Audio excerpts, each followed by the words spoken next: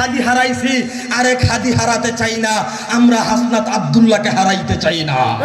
আরো জোরে বলুন ঠিক কিনা? কেন এই কথাগুলা বললাম? দুঃখের বিষয়, গতকালকে আমি আপনাদের বিংলাবাড়ি আলোচনা শেষ করার পরে রাত্রে 1টার সময় স্টেজ থেকে নামার পরে একটা পোস্ট, একটা টিভি চ্যানেলের নিউজ, ফেস দ্য পিপল যেটা আছে, ওইটার নিউজ আমার সামনে আসছে। ভারতীয় সাবেক সেনা কর্মকর্তা বলতেছে আগামীতে হাসনাতের মাথায় নয় গাড়ে গুলি করতে হবে। কোথায় গুলি করতে হবে? স্পষ্ট ভাষায় অন্য দেশের ভিনদেশী এক নাগরিক আমার দেশের পলিটিক্যাল লিডারকে নিয়ে এই ধরনের কথা বলে। স্পষ্ট কথা, স্পষ্ট কথা, স্পষ্ট কথা। বাংলাদেশের মুসলমান আলেম সমাজ, ছাত্র সমাজ, ভার্সিটির ছাত্র ভাইয়েরা, বাংলাদেশের সাধারণ মানুষ, কৃষক, শ্রমিক, মুসলমান, তাওহীদবাদী মুসলমান, তারা ভিনদেশী কোনো শক্তির হস্তক্ষেপ বাংলাদেশের ভিতরে মেনে নেবে না। আর জোরে বলুন ঠিক কিনা? ভিনদেশী কোনো শক্তির চোখ বাংলাদেশের ভিতরে পড়তে দিবে না।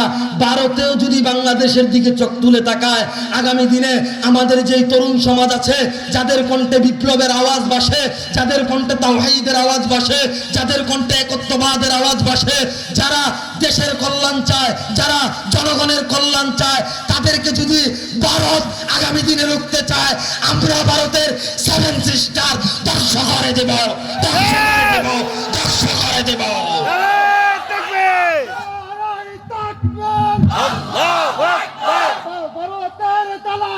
হুশিয়ার সাবধান, হুশিয়ার সাবধান, চলে গে।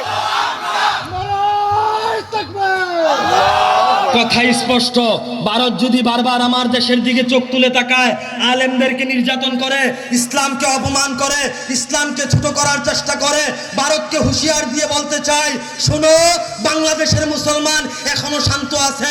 বাংলাকে আফগান বানাবা না, মুসলমানকে তালেবান বানাবা না, তাহলে আমেরিকার মতো তোমাদের অস্তিত্ব থাকবে না।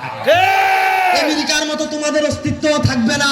তালেবানের সামনে আমেরিকা যেমন ভাবে মাথা নত করে কাতারের দোহার মধ্যে শান্তিবাদী বলে পালাইতে বাধ্য হয়েছে, ভারত দিল্লির মসনদ বাংলার কাছে মাথা নত করে পালাইতে বাধ্য হবে। কখন পালাইতে বাধ্য হবে?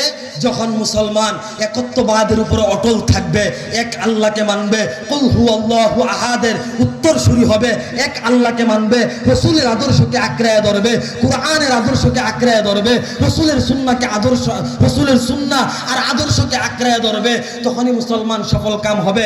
তখন সারা পৃথিবী, আমেরিকা বলেন, ইসরায়েল বলেন, রাশিয়া বলেন, চীন বলেন, প্রত্যেকেই মুসলমানের পায়ের নিচে আইসা পড়বে। প্রত্যেকে কার পায়ের নিচে আসবে? মুসলমানের পায়ের নিচে আসবে।